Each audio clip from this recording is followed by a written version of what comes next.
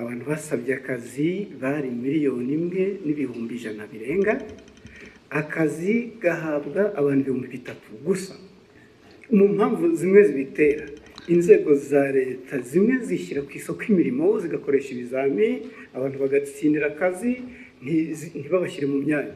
Inzego za leta hakwiye kubamo n'abakeya kurusha abo ngabo, hakwiye kubamo bakeya kurusha 3,000. Leta bose barajyamo bashaka iki? Abanyesengero basabwe kugira ibyo bavugurura, barabivugurura bashyiramo amafaranga, nabyo bigiye gusaza zitarataha. Iyo bibagewe nta nsengero nafungura nimwe.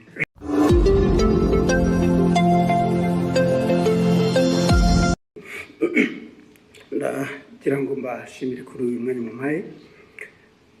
Sinzi niba mwarabonye raporo yasohotse ivuga ko mu mwaka umwe 2024-2025 abantu basabye akazi bari miliyoni imwe n'ibihumbi ijana birenga, akazi gahabwa abantu 3,000 gusa.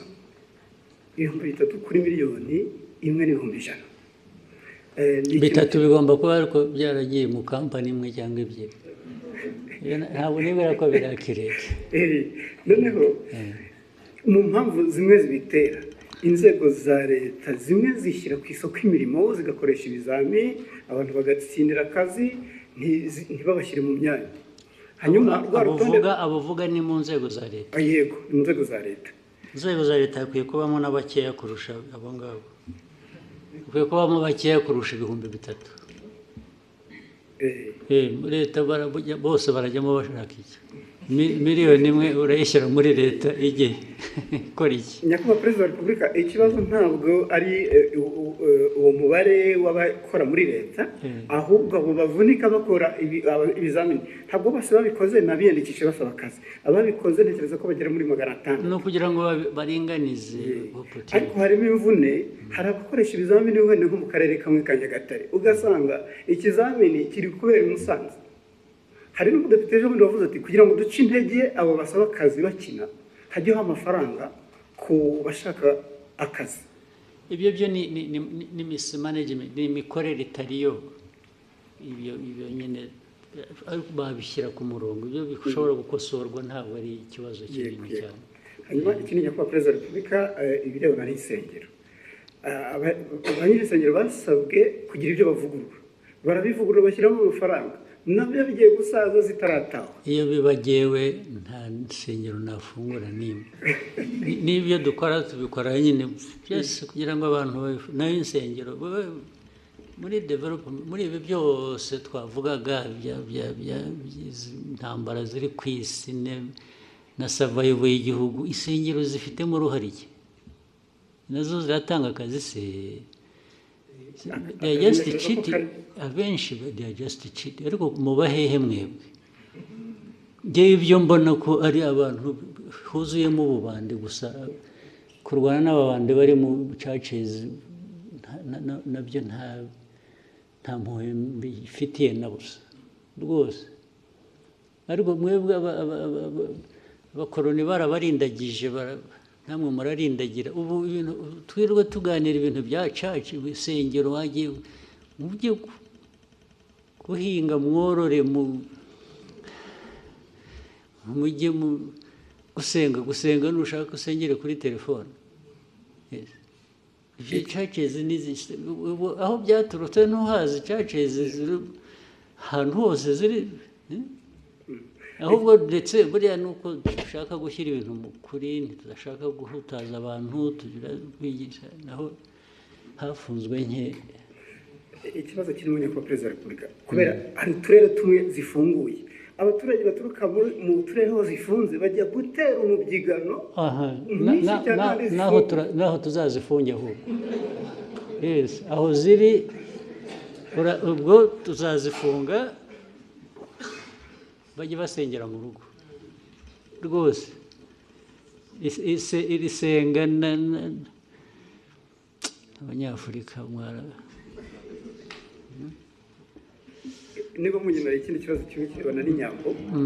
ejo bundi mwagabiye miri wa Katari inyambo Albert Rudatsimburwa twaza tuganira avuga ati birakwiye ko inyambo zishyirwa mu murage w'igihugu ku buryo buri official. Ibyo bintu mwese mubitekerezaho bizakorwa ryari? Muzabitekerezeho mwebwe. Muzabitekerezaho mubikore, njye mfite inyambo ndazitunze ndishimye, uko muzazigenza migirire gute ibyo birabareba. Yes, njye nzatunga ngabe nishime nyambo ko ari amateka yacu se. Mwe mukora akazi ko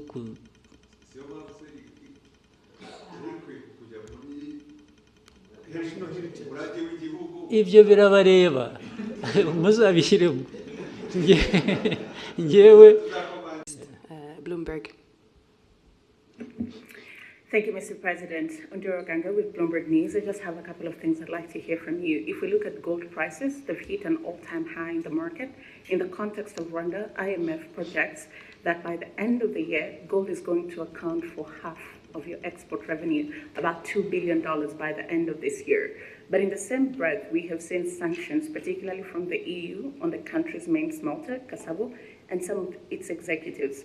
So in lieu of the sanctions, what is Rwanda currently doing with its gold? And maybe if you can broaden out that conversation for me, what is the importance of gold in Rwanda's economy? And do you have specific plans to develop the gold industry? Thank you very much. Do you want to advise those who are applying sanctions? I'm saying, do you want people to add more sanctions to stop that, or what? No, I want to know if you're not selling it to the EU, because Rwanda also has a really big deal, about $900 million mineral deal with the EU. Yeah. So if they're off the table, if that is frozen, what is currently happening? There's nothing frozen. There's nothing frozen. You know what they sanctioned? They are individuals who led that refinery. But the refinery operates, right? So that I don't misquote you, Rwanda is still selling its gold to the EU. It's selling gold to the market.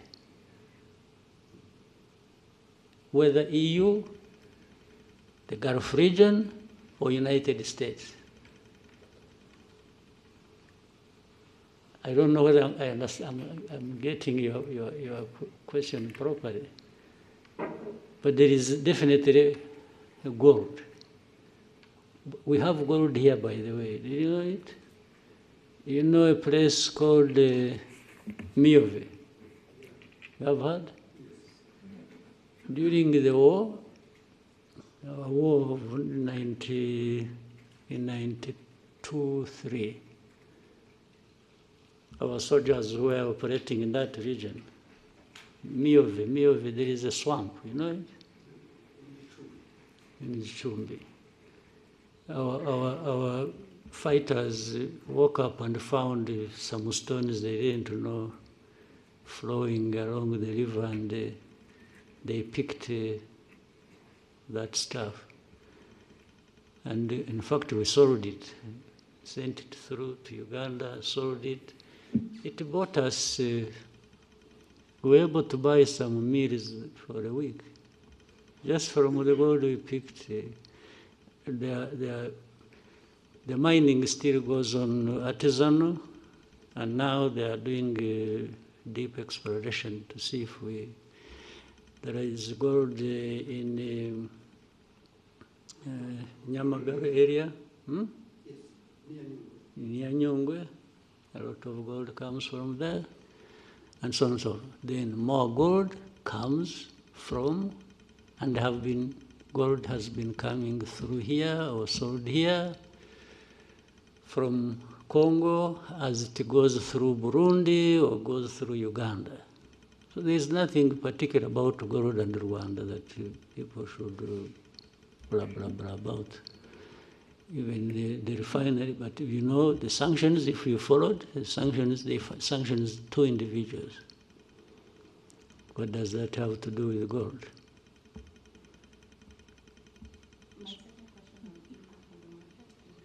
impact of Rwanda on the market, or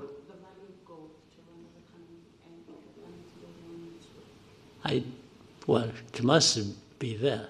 I haven't calculated it, but the impact must be positive, must be there relative to the price of gold going up. I've been seeing it is now at around 4,000. Yes, 4,000 plus dollars per ounce, I think. That's huge. As you see it, you may end up, and it has nothing to do with Rwanda, you may end up having wars around gold, those who need it and those who produce it in the world. And those who have more will get more involved than those of us. We are talking about young or small people. Rwanda always carries the burden of the whole world by itself. You know, there are people doing everything, even in a worse form than probably we're accused of, but they prefer to point at Rwanda for everything. Can you imagine Rwanda being a point of reference to do with this global network of gold trade? You get it clearly that it is politics, it is geopolitics, it is some nastiness that goes on every day. Otherwise, how does Rwanda really surface in all this?